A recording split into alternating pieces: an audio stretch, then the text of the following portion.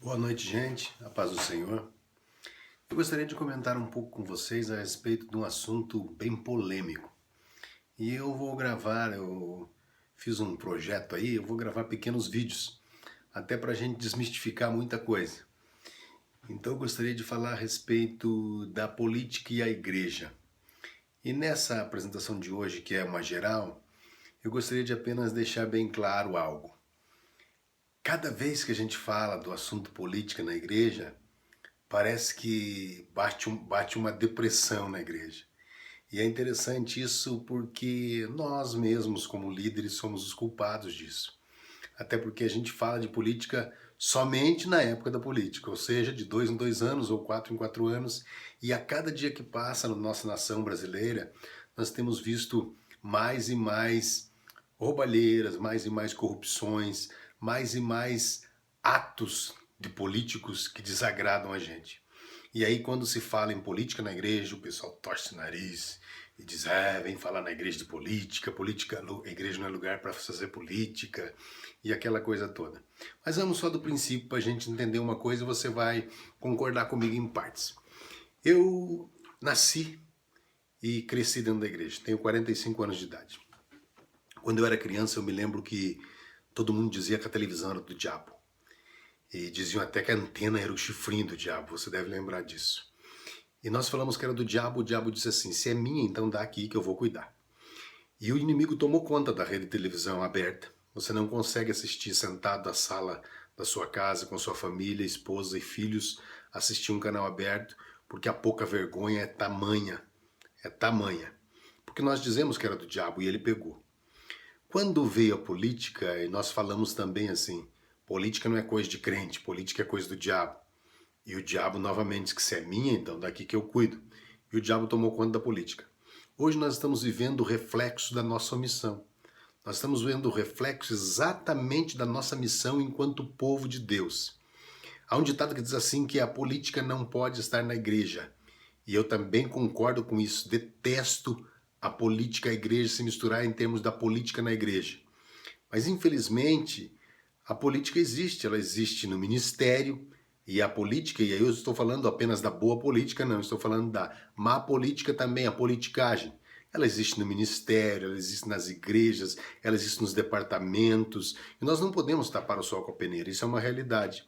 Agora, a igreja na política, eu sou totalmente a favor. Quando a igreja entrar na política, a igreja que tanto prega a verdade, que tanto prega a diferença, que tanto prega que nós somos sal e luz, essa igreja que prega tudo isso e que não apenas deve pregar isso dentro de quatro paredes, mas a nossa pregação ela é mais forte lá fora, com os nossos atos.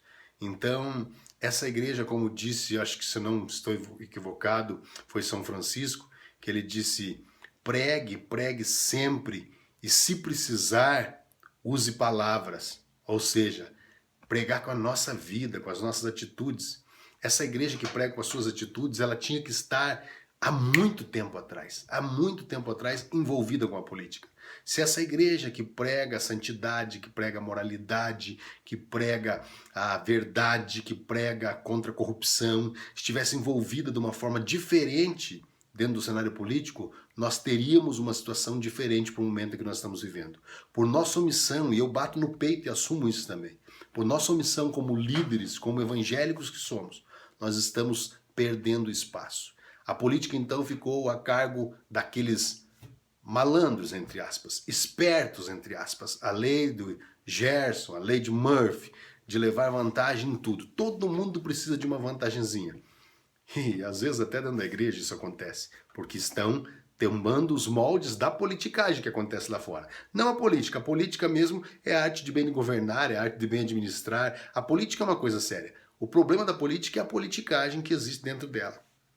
Mas então, eu acredito que nessa visão geral que eu estou falando, é hora, é o momento da igreja se posicionar, da igreja dizer assim: precisamos tomar o nosso espaço. Como tomaremos nosso espaço? Nos organizando. Nós só podemos ocupar o nosso espaço se nos organizarmos para isso.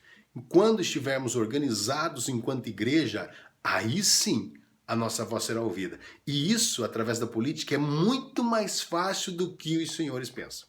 Muito mais fácil do que os senhores pensam. Precisamos apenas deixar as nossas vaidades pessoais de lado e juntos, todos nós, num projeto único, juntos, fazemos a diferença e mostrar para este povo aí fora a que a igreja veio, ou seja, para que a igreja veio. Como disse Paulo, quando perguntarem a razão da vossa esperança, a razão da vossa fé, qual é a razão da vossa fé? Qual é a razão da nossa esperança, da nossa fé? A nossa razão, a razão principal da nossa esperança, da nossa fé, é que nós conhecemos Jesus, ele transformou a nossa vida e que essa transformação de Jesus tem que fazer algum efeito no mundo em que vivemos. E para isso, então, o caminho curto disso, mais curto disso, de igreja influenciar o mundo, começa na política. É lá, no Congresso Nacional, tanto na Câmara Federal quanto no Senado, que tomam as decisões que vão afetar a você e a mim, que somos evangélicos, que somos cristãos e que defendemos uma série de coisas que eles não defendem e que temos valores que eles não têm. E por eles não terem os valores que nós temos, que eu e você temos, é que as coisas estão como estão.